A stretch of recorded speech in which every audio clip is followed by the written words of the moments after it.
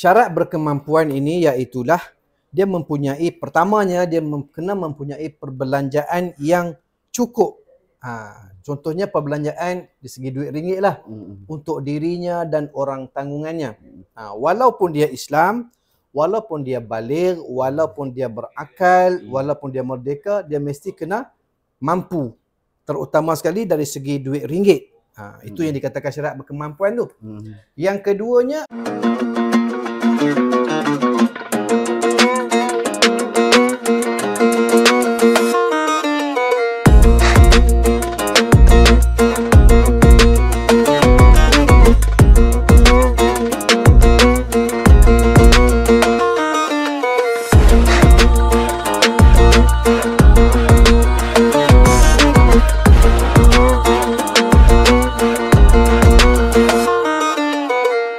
Assalamualaikum warahmatullahi wabarakatuh. Alhamdulillahirabbil alamin. Wa bihi nasta'in wa la udwana illa 'alal zalimin. Okey, pada hari ini kita bertemu untuk episod yang pertama segmen apa itu umrah yang dibawakan khas oleh Zu Holiday Sendirian Berhad bagi kita membincangkan permasalahan umrah.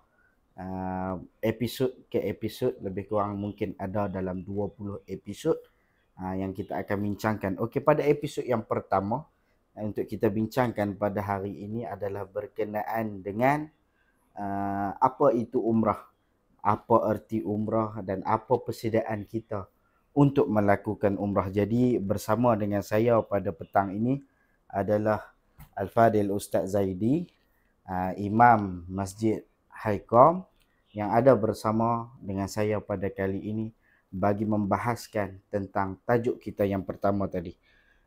Jadi untuk soalan yang pertama saya ingin tujukan kepada Al-Fadil Ustaz Zaidi, apakah definisi ataupun pengertian umrah daripada segi sudut bahasa dan juga syarak, dan juga adakah umrah itu sendiri wajib bagi umat Islam itu lakukan? Boleh Ustaz Zaidi syarahkan sedikit. Bismillahirrahmanirrahim. Assalamualaikum warahmatullahi wabarakatuh. Waalaikumsalam. Terima kasih Ustaz Api. InsyaAllah kita terus pergi kepada poin yang Ustaz bentangkan tadi. Yang pertama sekali, umrah dari sudut bahasanya dan istilah. Dari sudut bahasa, umrah tu ialah mengunjungi atau menziarahi Baitullahil Haram, yakni Kaabah lah. Dan dari sudut istilahnya ialah umrah itu sendiri menziarahi ataupun mengunjungi Baitullahil Haram, Kaabah di Mekah dengan syarat-syarat yang tertentu. Dan seperti mana firman Allah Subhanahu wa taala di dalam suratul Baqarah ayat 196, yang mana Allah Subhanahu wa taala berfirman, wa atimul hajja wal umrata lillah, dan sempurnakanlah haji dan umrah itu kerana Allah Subhanahu wa taala. Itulah sedikit sebanyak pengertian ataupun maksud umrah itu sendiri. Jadi bagaimana pula yang mengatakan kali pertama? Kali pertama untuk melakukan umrah tu adalah wajib. Adakah betul benda tu Ustaz? Jadi hukum mengerjakan umrah dan haji ini dia sekali seumur hidup bagi setiap orang Islam yang cukup syarat-syaratnya lah. Sekali saja seumur hidup pada bila-bila masa sahaja. Okey Ustaz, untuk syarat-syarat bagaimana yang katanya kalau wajib tadi dia ada syarat-syarat yang tertentu. Apakah syarat-syarat untuk melakukan umrah tersebut? Okey. Pada hukum mengerjakan umrah dan haji itu wajib sekali seumur hidup bagi orang mukmin. Pada bila-bila masa sahaja mengikut syarat-syarat yang tertentu. Syaratnya ialah pertamanya dia mesti kena Islam. Syarat dia nak umrah dia mesti kena Islam. Islam, baligh, berakal, merdeka dan berkemampuan. Maknanya 5 syarat tu tak dapat tidak mesti kena ada pada orang Islam yang nak mengerjakan umrah ke Baitullahil Haram. Dan pada syarat-syarat tersebut dia ada lagi lah perbahasan-perbahasan dia. Okey, jadinya di situ kita boleh tengok daripada segi pengertian daripada yang disampaikan daripada Ustaz pengertian mengenai dengan umrah. Apakah pengertian dan apakah hukum bagi yang pertama kali untuk melakukan umrah tersebut. Dengan syarat-syaratnya, yang pertama sekali adalah melakukan umrah bagi pertama sekali adalah wajib. Dan dia ada syarat-syarat yang tertentu seperti mana Ustaz bagi tahu tadi. Yang pertama mestilah Islam, yang kedua baligh, yang ketiga berakal, yang keempat merdeka, dan yang kelima berkemampuan.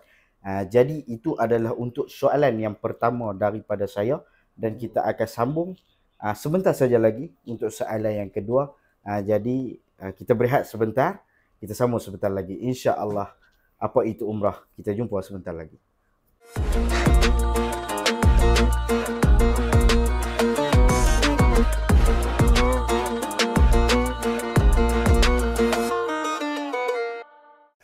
Okey, kita kembali lagi dalam segmen apa itu umrah.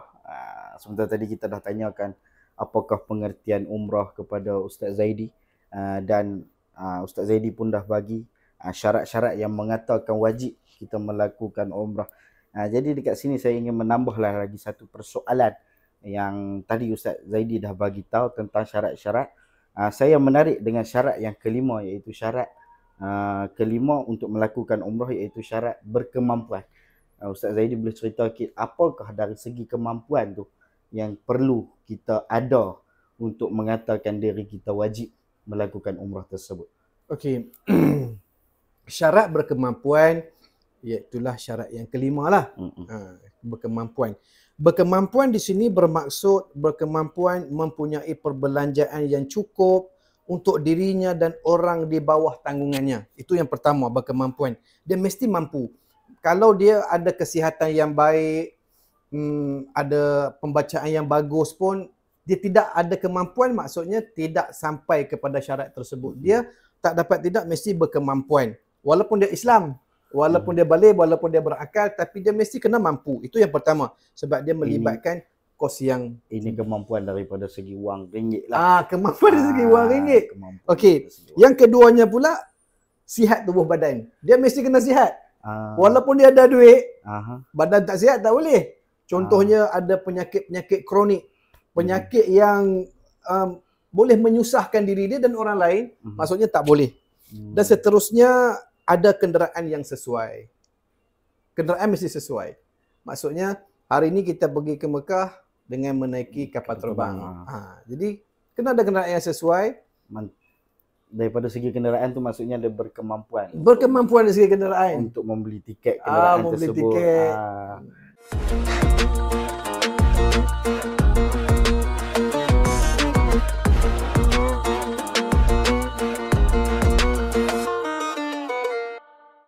Okey, alhamdulillah kita kembali lagi di dalam segmen apa itu umrah.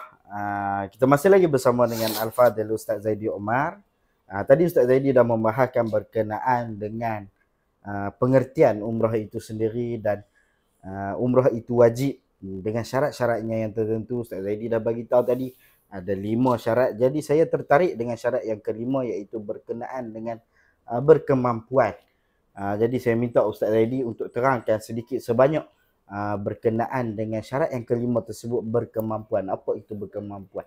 Okey, baik Ustaz Hafiz. Syarat berkemampuan ini iaitulah dia mempunyai, pertamanya dia kena mempunyai perbelanjaan yang cukup. Contohnya perbelanjaan di segi duit ringgit lah, untuk dirinya dan orang tanggungannya. Walaupun dia Islam, walaupun dia baligh, walaupun dia berakal, walaupun dia merdeka, dia mesti kena mampu. Terutama sekali dari segi duit ringgit. Itu yang dikatakan syarat berkemampuan tu. Yang keduanya adalah dia mempunyai kesihatan yang baik. Itu pun juga termasuk di dalam yang dikatakan syarat berkemampuan. Maksudnya sihat tubuh badan. Badan dia tidak uzur yang sampai melibatkan menyusahkan diri dia, menyusahkan pergerakan dia dan menyusahkan orang lain. Seterusnya menyusahkan proses untuk melakukan amal ibadat itu sendiri. Itu dia yang dikatakan syarat berkemampuan. Dan seterusnya ada kenderaan yang sesuai lah. Kita nak kiaskan hari ini, kita pergi Mekah menggunakan kenderaan udara, kapal terbang. Maksudnya ada kemampuan dari segi duit ringgit untuk membeli tiketnya, segala-galanya lah. Proses pengurusan tu semua melibatkan duit. Itu dikatakan berkemampuan. Dan yang terakhir sekali, aman perjalanan pergi dan balik. Itu yang dikatakan berkemampuan. Kalau perjalanan tak aman, sebagai contoh negara ada berlaku peperangan sebagai contoh kan, yang melibatkan keselamatan, maknanya sudah tak aman lagi. Maknanya hukum wajib tu tergugurlah di situ. Ini untuk yang pertama kali. Untuk yang pertama kali kita kena berkemampuan, kebanyakannya daripada segi di zaman kita sekarang adalah duit ringgit lah. Yang mana duit ringgit tu kita kena ukur. Jika kita mampu untuk melakukan ibadah umrah, itulah baru dimasukkan kita di dalam golongan yang wajib. Okey, tadi Ustaz dah hurai berkenaan dengan berkemampuan itu sendiri. Maknanya kita perlu duit ringgit yang cukup untuk kita dikatakan wajib bagi kali pertama melakukan ibadah umrah ataupun haji itu sendiri. Jadi untuk soalan yang ketiga, kita akan sambung soalan selepas daripada kita berehat seketika. Jadi kita jumpa lagi sekali di dalam segmen Apa Itu Umrah. Jumpa sebentar lagi.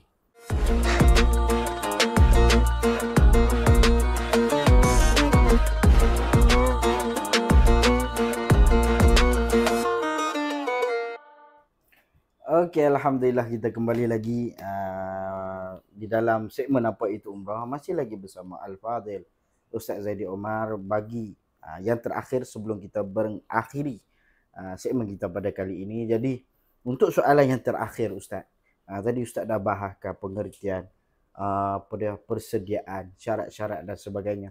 Jadi saya nak masuklah sedikit berkenaan dengan persediaan daripada segi apa jua segi yang Ustaz ingin ceritakan kepada kami bagi orang yang tak pernah pergi dan dia nak pergi umrah. Apakah persediaan yang dia perlu lakukan? Okey, baik. Terima kasih Ustaz Hafiz. Satu soalan yang sangat-sangat penting untuk kita ambil tahu, iaitulah pertama sekali persediaan dari segi mental dan fizikal. Sangat-sangat penting. Okey, macam mana dikatakan persediaan dari segi mental, iaitulah pertama sekali kita kena persiapkan diri untuk membuat ibadah tersebut. Sebagai contoh, memahami rukun dan syarat-syarat umrah itu sendiri. Itu penting sebab bila sampai di sana kita akan melakukan amal ibadat yang sangat baik dan tidak berlaku sebarang celah di sana. Okey. Yang keduanya, saya mintalah datang kursus. Mesti kena hadir kursus umrah bagi peserta-peserta yang belum pernah menjejakkan kaki ke Mekah. Ya. Sebab ia sangat penting. Bila kita kursus, kita dapat pendedahan yang jelas daripada mutawif. Jadi cara bagaimana nak tawafnya, cara bagaimana nak memakai ihramnya, cara bagaimana kita nak beradab di tanah suci itu sendiri. Itu sangat penting persediaan dari segi mental. Manakala persediaan dari segi fizikal pula, sedari awal mesti kena mengamalkan cara hidup sihat. Seperti mana kalau lagi 3 bulan nak pergi tu, dah kena berjoging dah daripada awal ni. Sebab kita akan menggunakan tenaga yang banyak bila berada di Mekah nanti.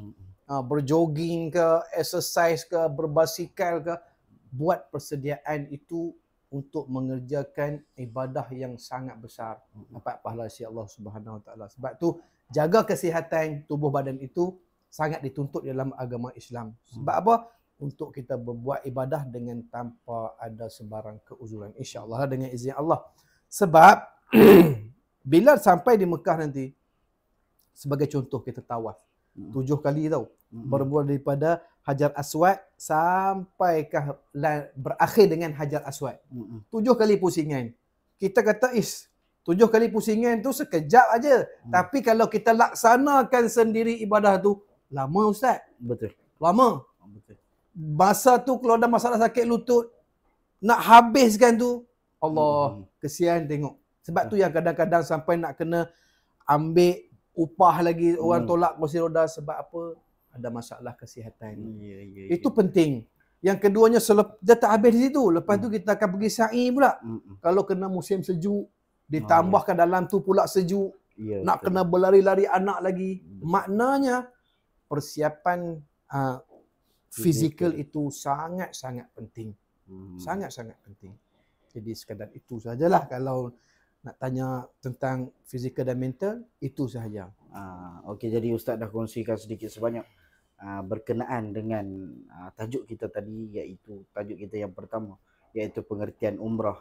Dan Ustaz masuk juga tentang adakah umrah ni wajib, dan soalan kita yang ketiga adalah berkenaan dengan persediaan mental dan juga fizikal kita sebelum kita melakukan ibadah umrah tersebut. Jadi terima kasih kepada Al-Fadil Ustaz Zaidi Omar kerana sudi bersama dengan kami pada episod yang pertama ini berkenaan dengan segmen apa itu umrah, bagi kita membahaskan permasalahan umrah itu sendiri. Jadi kita mungkin ada di dalam lebih kurang 20 episod untuk kita membincangkan berkenaan dengan permasalahan-permasalahan dengan ustaz-ustaz ataupun para ilmuwan yang bersama dengan kita, jemputan untuk sama-sama kita membincangkan perkara tersebut. Jadi insya-Allah yang mana yang baru di dalam YouTube Zuhud Holiday, boleh tekan butang subscribe, like dan share